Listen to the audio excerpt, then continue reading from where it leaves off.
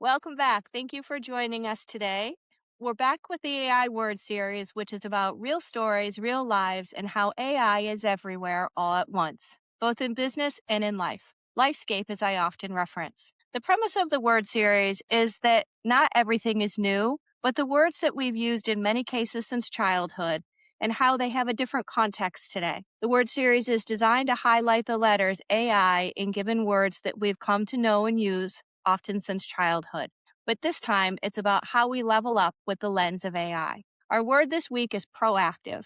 And I'm happy to have with me today Katie King, Chief Risk Officer and Head of Operations at Gateless. And while Katie's title shares some insight into what it is she does, she touches so many things beyond risk and operations. She and I first met when I started my own AI journey as a panelist at the Women in Housing and Finance Symposium in DC. Katie, I'll always be grateful for the opportunity that you gave me to first speak on AI.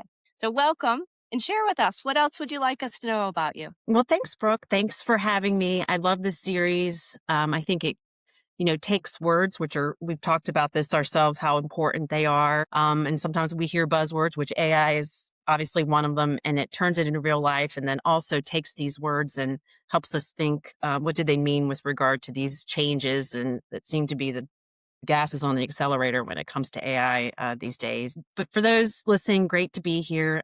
As she said, I'm Katie King. I am the titles that she mentioned, but the one and the word I would say I love the most about my role at Gateless is they sometimes lovingly call me the Chief Vibe Officer. So I'll take that. Take that.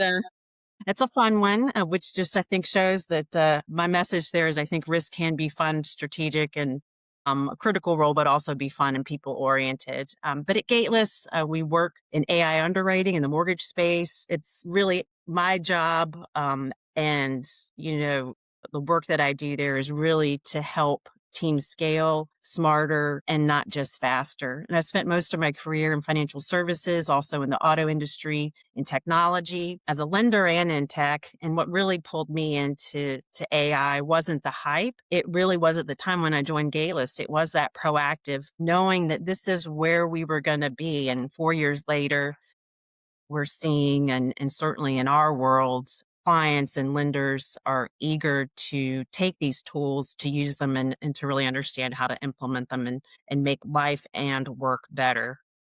That's So awesome. thanks again. Well, we're so happy that you're here. So let's dive right in. Talk to me, when you hear the word proactive, Katie, what's the first story or moment that comes to mind for you?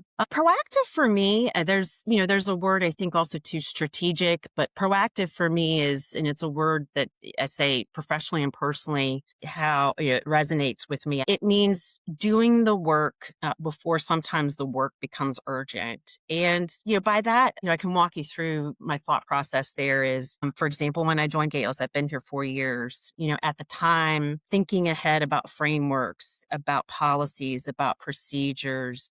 At that time, we were hunkered down building the product, building out a strategic risk structure. And being proactive is anticipating and knowing, at that time in my seat, what is going to be important and critical for our lender clients. For example, what are they going to, is this product? What are compliance considerations? Is there an expert in tech and compliance that's taken a look at this product? Are you SOC 2 certified? Not just one All floor, but those all. pieces.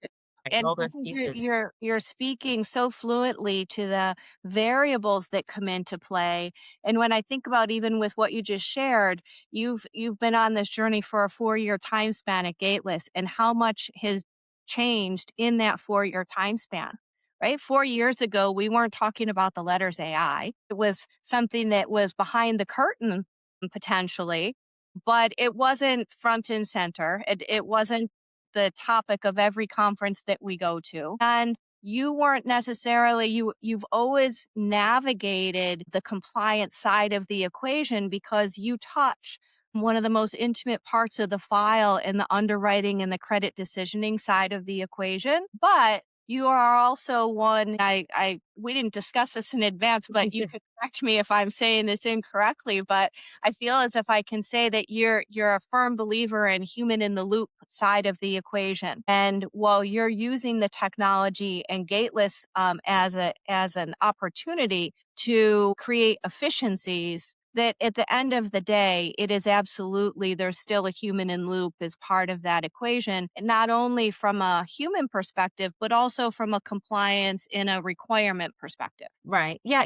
And human expertise, particularly in you think about automated underwriting and knowing, we're made up of a team, a mix of leaders from that have sat in the seat where our clients sit, and just anticipating. We want to be prepared versus is preparation over panic, really. And so that's where, to your point, there's wonderful technology. Yes, we have used machine learning and it's an expert system, but it's the experts in the seats in engineering and product and customer success that drive and mold and build the product, but then test it and continuously test it. So to your point, yes, humans, AI doesn't take away the need for humans. It just changes what they're doing. So it's been exciting. And we talk often about as AI continues to evolve from a pure business standpoint about the opportunity to reskill and upskill. And, in some cases, it's a matter of, okay, well, what's that mean? Right? Like, okay, those are good words, but or maybe they're not good words, but what exactly does that mean? And I think that the place that you sit gives organizations the opportunity to rethink how our workflow is actually done today, and in turn then leverage the technology and use it as it's designed, and in turn then say, what does the human side of that equation look like? How is it different? And how can we put our humans in the place that it serves us as institutions and serves them as humans in the best place to be able to use their reason, their logic, their Right. knowledge. And talk about that a little bit, because you're working with lenders across the country and you see the implementations that they're doing. How are they working through the challenges just associated with change? I mean, with regard to the change management piece of it, really that starts, and I think what the teams that have been the most effective is it really starts at the top down, is into really people are important and having that buy-in from top down. I know that sounds, it's, s- you know, kind of a simple answer, but that is what's so critical, and the continuous oversight and testing and use and adoption and support. And so that means at the top of the house, or say it's the head of fulfillment and head of the mortgage company, that uh, they are bought in and they see the value, they're selling the value. They've done their, I'm a risk person, they've done their due diligence. Have vetted and talked to other clients that are seeing the ROI on the product, say in our case, Smart Underwrite. They also to accept, and I think I'd say this for lenders too, is that, if you're hearing there is no change from a tech partner, then something's wrong. There can be some process change, and you have to be willing to take that time, be proactive, stick to the word, and to take that time and to work with your team and embrace that. If there's not that support from top and across the organization, you just can't, as our leader says, you can't let the inmates run the asylum. Or yeah, Um, right? The definition of insanity, doing the same thing and expecting a exactly. different result, right? Right, right, And we've talked for a long time, it makes me smile because you know my baseline around leadership, and that in essence leadership has the ultimate responsibility for right, adoption. And how, and again, not in a negative or adversarial kind of way, but in a recognition about how, as technology is evolving in different ways, our role as leaders need to shift potentially within the lanes that we work within. And how do we set the pace and set the tone for that guidance? A stat, that I love to use is one from Boston Consulting, where it identifies that when an executive or C-suite is directly involved with responsible AI initiatives, there's a 58% better business outcome from the project. And every single time I give that stat, my brain immediately says, "Huh, might that pay for the initiative?" Right? Like, right, right. and how can we take these changes and foster positive outcomes? So, talk share a little bit about, what do you think, how being proactive is it shaping the role of AI from a risk? You and I have talked about Freddie Mac's AI governance requirements that went into effect a number of weeks ago now. What do you think, as a vendor side of the equation? and you're working with lenders to help them meet their third party service provider requirements and so forth. What do you think? How can lenders be proactive in those terms? You know, for lenders, and I'm going to speak lenders and vendors too as well. I'll say this: I am seeing lenders be proactive. Meaning, this year there's been really a marketed change of where questions are focused on AI. They are doing and asking for AI policies and procedures. AI. It's not just AI, meaning our technology uses AI. What type of AI? Words matter. I can tell that there's definitely they're getting more getting savvy about, okay, this is agentic, this is machine learning, this is an expert system. But be proactive, I would say, certainly those that may not have those questions or getting into that level of granularity, it really is just education and understanding what kind of AI is this? What is the vendor using? Because that helps them assess the risk. Is it a system, ours is a system that's based on rules. It's a rules-based system. So it's a different risk than say something that's agentic AI, and just apples and oranges. So I think And that's a key step. well, I think back to a conversation we've had. It's been a long time, and Rick was involved, where we talked about the level or the type of AI. One's not lesser or greater than another necessarily. What I've always approached it as is it's choosing the methodology or the type of AI that aligns with an organization's mission, values, and risk tolerances. Right. Right? Right. So it's not necessarily a lesser or greater. It's a matter of choosing the right one, not only for the use case at hand, but for the level of risk that an organization is willing and or capable of undertaking. Right. Right.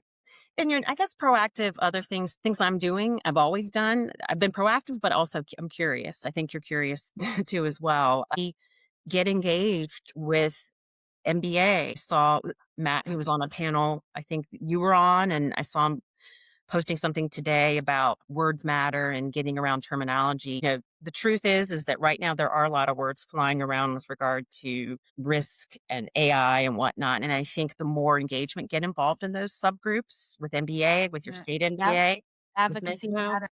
Yep. Yeah, understand going into it, like a lot of things I've been in this industry, I know you have for a long time. This is that new topic. It's going to take time it's going to change, it's going to evolve. I mean, there are some standards.